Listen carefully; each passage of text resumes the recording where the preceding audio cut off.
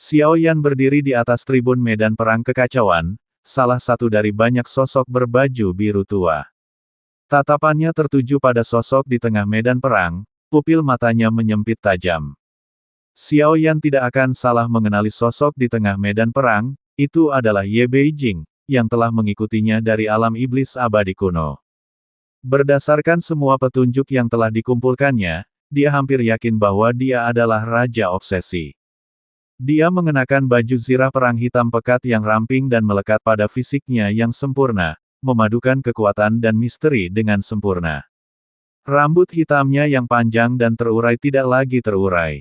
Sebaliknya, rambut itu digulung rapi menjadi ekor kuda tinggi, sedikit melayang dengan aura tak terlihat yang mengelilinginya.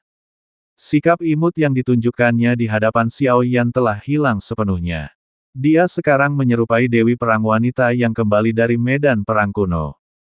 Namun, yang lebih mengejutkan Xiao Yan saat ini daripada dampak kemunculan Hua Ken adalah energi kacau di atas kepalanya, yang, seperti Hua Ken, telah berkumpul menjadi galaksi yang mempesona. Di dalamnya, terbentuk pusaran kacau seperti nebula, yang mengandung energi kacau dalam jumlah tak terhitung. Pusaran itu melepaskan energi purba yang mengerikan. Ketika Xiao Yan melihat prasasti peringkat itu, dia akhirnya menyadari jumlah pasti energi kacau yang melayang di atas kepala Ye Beijing. Dia sebenarnya tidak memiliki konsep tentang jumlahnya, tetapi yang mengejutkannya adalah Ye Beijing dapat melampaui Hua Ken. Sekarang, dia tiba-tiba mengerti. Sikap Hua Ken terhadap Ye Beijing bukanlah karena rasa sayang yang tersisa. Itu jelas karena dia waspada terhadap wanita ini dan tidak berani bertindak gegabah. Jika dipikirkan dengan saksama, seseorang seperti Hua Ken, yang tidak hanya suka pamer di depan umum tetapi juga sangat perhitungan, belum melakukan gerakan apapun meskipun Ye Beijing terus-menerus menekannya. Alasan mendasarnya adalah kekuatannya sendiri membuat lawannya waspada. Lawan Ye Beijing bukanlah orang sembarangan. Ia adalah dewa kuno raksasa, setinggi ratusan kaki. Tubuhnya tertutup baju zirah merah gelap. Energi yang membara menyembur dari persendiannya, dan ia memegang palu besar yang bergemuruh dengan petir yang menghancurkan. Setiap hembusan napasnya menyebabkan ruang di sekitarnya sedikit bergetar. Puluhan ribu energi kacau melayang di atas kepalanya. Meskipun tidak sebanding dengan Ye Beijing, ia tetaplah lawan yang tangguh. Dewa kuno raksasa itu mengayunkan palunya, melepaskan kekuatan yang mampu menghancurkan gunung dan membelah lautan, merobek kehampaan. Palu itu menghantam sosok kecil Ye Beijing dengan kekuatan yang luar biasa, dampaknya yang menggelegar memampatkan ruang hingga terlihat jelas. Kekuatan seperti sambaran petir menyebabkan lipatan yang terlihat di ruang angkasa. Badai energi yang menghancurkan menyapu seluruh platform medan perang. Menghadapi serangan yang menghancurkan ini, Ye Beijing sedikit mengangkat tangan kanannya. Gerakannya sederhana dan langsung, melampaui persepsi waktu itu sendiri saat badai yang menghancurkan menyapu. Dia merentangkan kelima jarinya dan dengan lembut menyentuhkannya ke aliran energi. Semua energi dengan cepat menyusut, seolah-olah diserap, berubah menjadi bola cahaya di telapak tangannya, yang kemudian dia lemparkan kembali, meledakkannya ke arah Dewa Roh Kuno Raksasa. Raungan yang memekakkan telinga bergema saat Dewa Roh Kuno Raksasa gemetar, tidak pernah menyangka serangannya akan mengenainya. Pertempuran tidak seintens yang diantisipasi. Tepat saat itu, wujud Dewa Roh Kuno Raksasa tiba-tiba mengeras. Hanya Xiao Yan yang dapat melihat ini dengan jelas. Dewa Roh Kuno Raksasa telah dirasuki.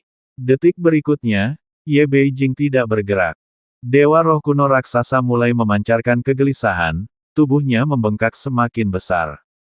Boom! Ia menghancurkan diri sendiri. Dewa Roh Kuno Raksasa langsung menghancurkan diri sendiri. Dalam sekejap, seluruh medan perang yang kacau hancur berkeping-keping seperti pecahan kaca yang tak terhitung jumlahnya. Pertempuran berakhir tiba-tiba. Xiao Yan kembali ke platformnya, segera mendesis dingin. Hua Ken memang tidak bisa melihat melalui dirinya, tetapi Ye Beijing, yang selalu berada di sisinya dan jarang bergerak, juga memiliki kekuatan yang begitu dahsyat. Xiao Yan tersenyum pahit, mereka semua telah menyamar begitu dalam. Kekuatan sejati mereka tak terduga. Melihat lagi batu peringkat yang tersebar di mana-mana, Ye Beijing diwakili oleh daun yang tidak mencolok. Peringkatnya telah mencapai 500 besar. Sangat kuat. Dia benar-benar meremehkan Ye Beijing sebelumnya, dan dia tidak sengaja menyembunyikan kemampuannya. Dia membantu Xiao Yan berkali-kali tanpa perlu bersusah payah, hanya berdiri di samping, namun musuh-musuhnya sudah ketakutan. Apakah Raja Obsesi benar-benar sekuat itu? Keterkejutannya tak terlukiskan. Jika bukan karena medan perang yang kacau ini, Xiao Yan mungkin akan tetap tidak tahu apa-apa. Mungkinkah kekuatan sejati Ye Beijing melampaui Hua Ken? Dilihat dari peringkat saat ini, tampaknya begitu.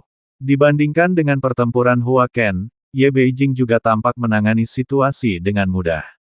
Terlebih lagi, musuh-musuhnya benar-benar tak berdaya melawannya. Namun, setelah direnungkan lebih dalam, kekuatan Ye Beijing terletak pada kekuatan penguasaannya yang luar biasa di antara klan yang terobsesi. Di medan perang yang kacau ini, dia dapat melepaskan kekuatan penuhnya, pulih setelah setiap kemenangan. Penguasaan adalah metode yang paling ampuh, sekali rusak, seseorang akan jatuh ke dalam situasi berbahaya. Energi pedang Hua Ken tampaknya bahkan lebih mendominasi. Adapun peringkat, Hua Ken telah menghadapi lebih sedikit musuh dan lebih sedikit energi kacau. Memasuki 500 besar seharusnya hanya masalah waktu. Xiao Yan secara bertahap memahami medan perang ini. Energi kacau pada akhirnya hanya akan tetap berada di tangan beberapa orang, dan di tangan individu kuat yang beruntung. Seseorang harus cukup kuat untuk bertarung sampai akhir, atau seseorang harus cukup beruntung. Mereka yang bertahan sampai akhir perang dewa adalah mereka yang memiliki kekuatan absolut. Yang terakhir adalah mereka yang memiliki kekuatan sedikit lebih lemah yang perlu menunggu waktu yang tepat, dan keduanya rentan terhadap kegagalan.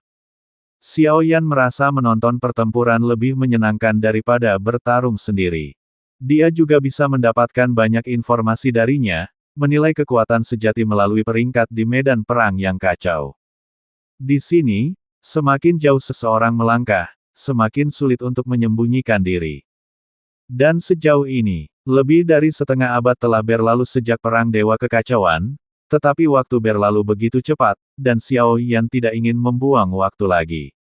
Jadi dia terus menjelajahi medan perang kekacauan, mencari sosok-sosok yang dikenalnya, dan yang lebih penting, ingin melihat mereka sendiri.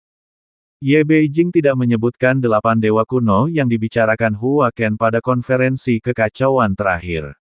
Dia tidak menyangka Ye begitu kuat, dan Xiao Yan bahkan telah menyaksikannya.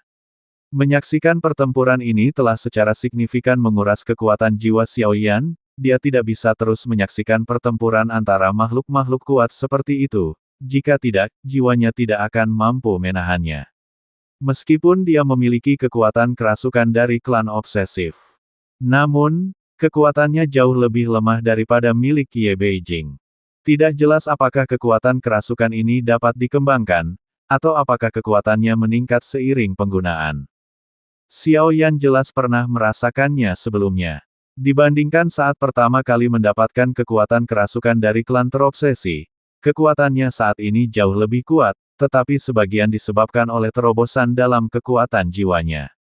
Semakin kuat kekuatan jiwa, semakin kuat kekuatan kerasukan. Tetapi Xiao Yan merenungkan bahwa jika kekuatan kerasukan dapat dikembangkan secara independen, itu akan menjadi metode yang sangat ampuh, seperti milik Ye Beijing. Dia bisa dengan mudah menang tanpa bertarung.